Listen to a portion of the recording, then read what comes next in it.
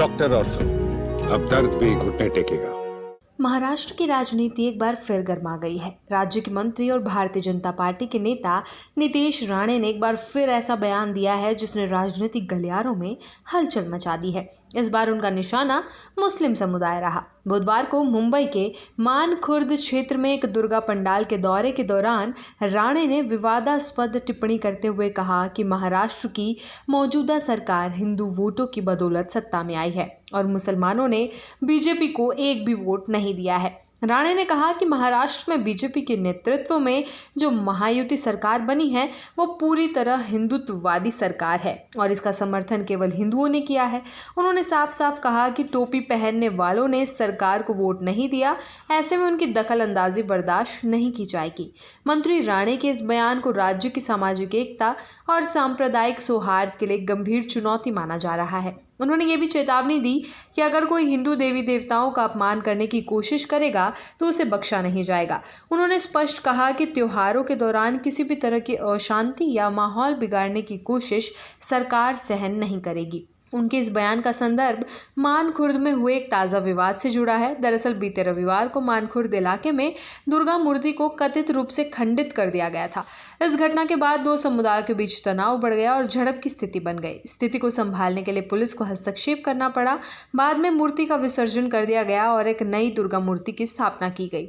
इस घटनाक्रम के बाद मंत्री राणे ने दुर्गा पंडाल का दौरा किया और वहां उपस्थित लोगों को संबोधित करते हुए ये विवादित बयान दिया। उन्होंने कहा कि कोई भी व्यक्ति अगर त्योहार मनाने के लिए अनुमति चाहता है तो वो सरकार से सीधे संपर्क कर सकता है और सरकार उसकी मांग को शीघ्रता से मान लेगी, लेकिन किसी को भी कानून हाथ में लेने की इजाज़त नहीं दी जाएगी। राणे यहीं नहीं रुके। उन्होंने कहा, हम अपने त्योहार शांतिपूर्वक मना रहे हैं, आप भी अपने त्योहार मनाइए, हमारी ओर आंख उठाकर मत देखें। ये बयान साफ तौर पर मुस्लिम समुदाय की ओर इशारा करता है, जिससे विवाद और भी गहरा गया है। ये पहली बार नहीं है जब नीतीश राणे ने इस तरह का कोई बयान दिया हो। इससे पहले भी उन्होंने नवरात्रि के दौरान गरबा कार्यक्रमों को लव जिहाद का अड्डा बताया था।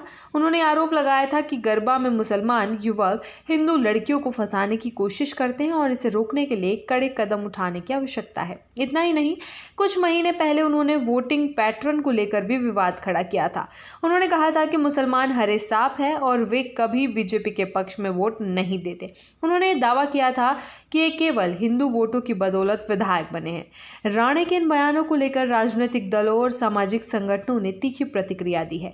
कई संगठनों ने आरोप लगाया कि इस तरह की बयानबाजी करके मंत्री सामाजिक सौहार्द को बिगाड़ने की कोशिश कर रहे हैं और वोट बैंक की राजनीति कर रहे हैं। महाराष्ट्र जैसे बहुसांस्कृतिक राज्य में इस तरह के बयानों से सामाजिक तनाव बढ़ सकता है। विपक्षी दलों ने मुख्यमंत्री और बीजेपी के शीर्ष नेतृत्व से मांग की है कि वे नीतीश राणे के खिलाफ कार्रवाई करें और इस तरह की भाषा बोलने वाले नेताओं पर लगाम लगाई जाए। हालांकि अभी तक बीजेपी की ओर से इस मामले पर कोई स्पष्ट प्रतिक्रिया सामने नहीं आई है। पार्टी नेतृत्व राणे के बयानों को नजरअंदाज कर रहा है या चुप्पी साधे हुए है, जिससे कई सवाल उठ रहे हैं।